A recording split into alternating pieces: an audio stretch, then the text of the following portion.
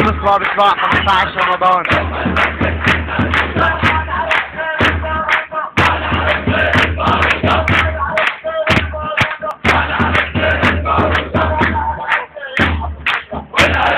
خمس باب إصلاح 15 رمضان مسايات التراويح. أهل دار الإصلاح يتحدون الحصار ويتحدون إطلاق الرصاص من قبل الأمن على المتظاهرين ويخرجون للتظاهر.